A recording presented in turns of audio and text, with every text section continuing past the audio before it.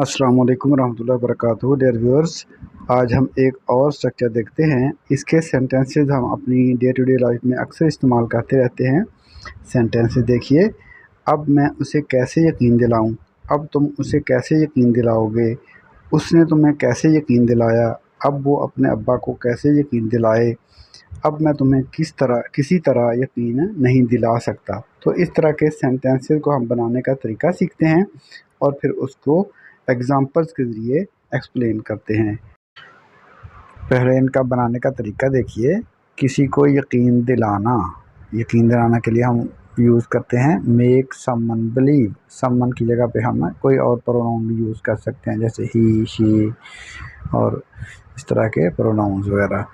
तो इसका स्ट्रक्चर है नाउ सबसे पहले हम लिखेंगे, उसके बाद फिर हाउ क्योंकि क्वेश्चन है, फिर हेल्पिंग वर्ब, फिर उसके बाद सब्जेक्ट में हम मुख्तलिफ ही, शी, इट वगैरह यूज़ कर सकते हैं। उसके बाद मेक समवन बिलीव। समवन की जगह पे भी हम ही, आई, वी इस तरह के जो प्रोनाउंस हैं उनको हम इस्तेमाल कर सकते हैं। तो पहला सेंटेंस देखते हैं। अब मैं उसे कैसे यकीन दिलाऊं?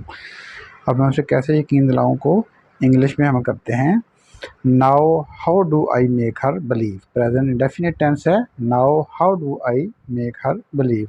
प्रेजेंट में आपको पता है कि डू और डज इस्तेमाल होता है। अब तुम उसे कैसे यकीन दिलाओगे, तो ये फ्यूचर इंडेफिनिट टेंस हो गया। तो इसका सेंटेंस देखिए। Now how will you make him believe. Future में now how will you make him believe. अब आप उसे कैसे यकीन दिलाओगे। नेक्स्ट सेंटेंस देखें। उसने तुम्हें कैसे यकीन दिलाया। अब ये पास्ट हो गया, पास्ट इंडेफिनिट, पास्ट की बात है, गुजरे हुए ज़माने की। तो इसका बनेगा how did he make you believe. उसने तुम्हें कैसे यकीन दिलाया। तो जब डिड लगाएंगे तो वर्ब की पहली फॉर्म यूज़ होगी make. How did he make you believe.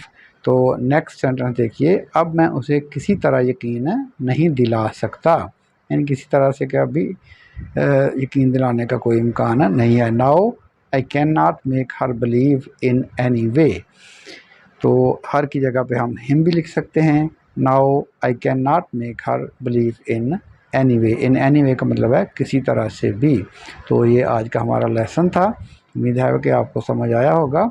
तो अब व्यूअर्स क्वेश्चन है, अब वो अपने अब्बा को कैसे यकीन दिलाएगा।